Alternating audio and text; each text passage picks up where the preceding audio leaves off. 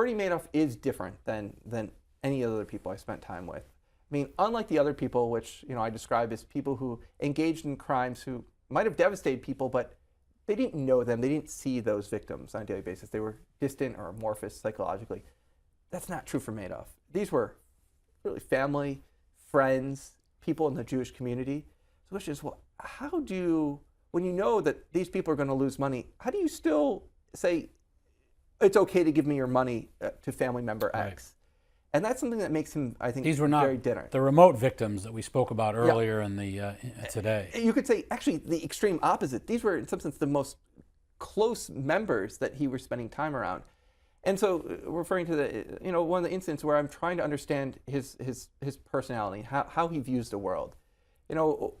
We would normally have our talks Wednesday evening prepared. Both of his sons, while he was in prison, died. One committed suicide on the anniversary of when he turned himself in, and the other actually died of cancer.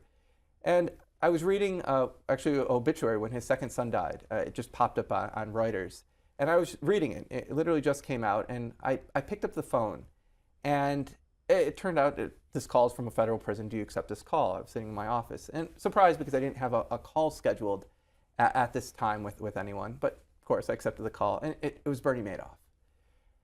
And I'll say this is one of the, my stomach just sunk when I heard his voice, because I'm reading the obituary of his son at that exact moment, and you're talking to someone's father, and he said he just heard on the radio, and he asked if I could read him the obituary. And this is something where I've been fortunate in my life. I haven't had to deliver or speak to people that are I mean, the true, you could say, the hardest points in one's life, a loss of a child. So I took, my researcher hat is off. I'm just, another person. So I read the obituary to him, and I'm at a loss of what to say after. I'm so sorry. If there's anything I can do, I don't know. Maybe he wants me to pass a note along to someone or a message. I don't know. I'm at a loss. What do you say to someone in this situation? Right. And he says, I'm fine. Then there's a pause. Then he says, can we go back and actually talk about the interest rates that we were actually talking about last Wednesday?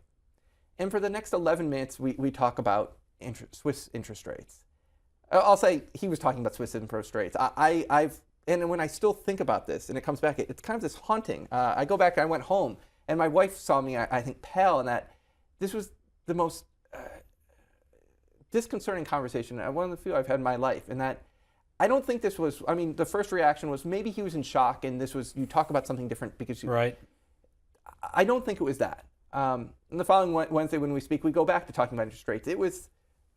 This was an issue, and I think for 4 minutes, he was focused on it, and it was, sad and devastating.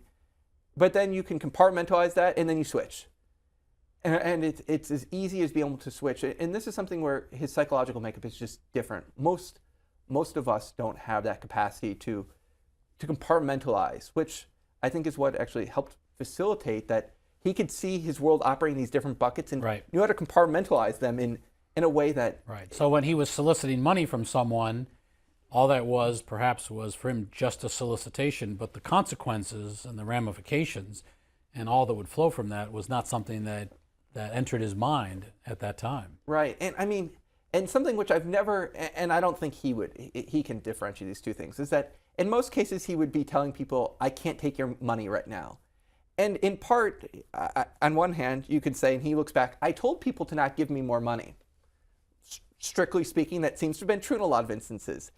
It's actually that marketing pitch, which is something we could teach in a business school. Telling people to not give me your money actually makes people want to give you your money more. And so you can't separate whether that was, quote, good nature from, that's a great marketing pitch. I generally believe it was probably a great marketing pitch, and in the back of his mind, he could rationalize that I told them not to give me money. So if they give me their money, that's their fault now.